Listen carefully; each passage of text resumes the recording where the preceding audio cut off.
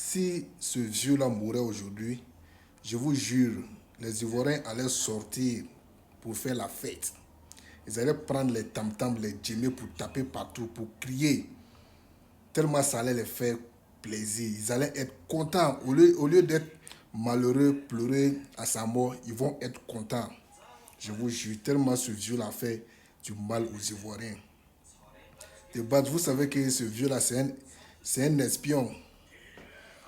Le vieux-là, c'est un espion français. C'est-à-dire il a été fabriqué par la France pour venir remplacer le président Félix Houphouët-Boigny. Nous tous, on sait que ce vieux Félix Houphouët-Boigny était un grand défenseur de la France-Afrique. Donc, les Français ne savaient pas qui ils allaient prendre pour remplacer M. Félix Houphouët-Boigny. Pendant ce temps, Laurent Gbagbo était jeune, il luttait pour le panafricanisme, pas pour vendre la Côte d'Ivoire aux Français.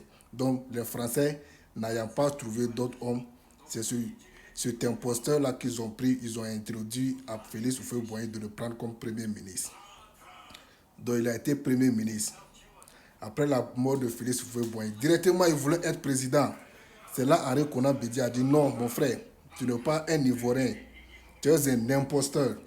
C'est là le président Henri Konan Bédié a créé l'ivoirité pour lui barrer la route.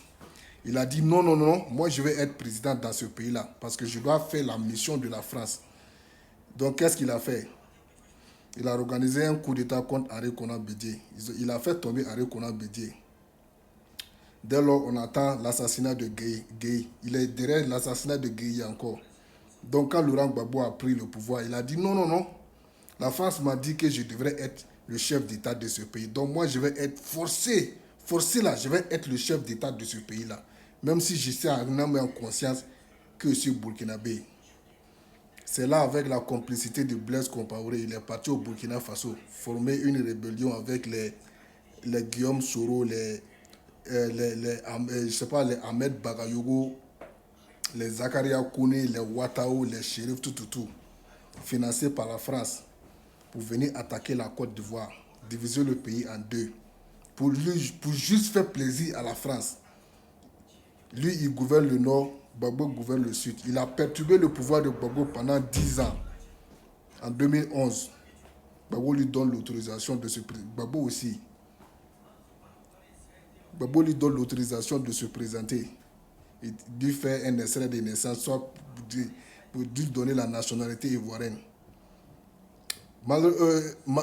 Heureusement que Laurent Gbagbo a gagné. Ce vieux-là a dit non, c'est lui qui a gagné. Qu'est-ce qu'il a fait? Il a appelé ses maîtres, les Français, de bombarder la résidence de Laurent Gbagbo. Ils ont bombardé la résidence de Laurent Gbagbo. Ils ont pris Laurent Gbagbo, envoyé Laurent Gbagbo à la CPI. Après 8 ans ou bien 9 ans à la CPI, le gars a été acquitté. Pendant ce temps, lui, il organisait des élections. Il a violé la Constitution, il a changé la Constitution pour rester au pouvoir.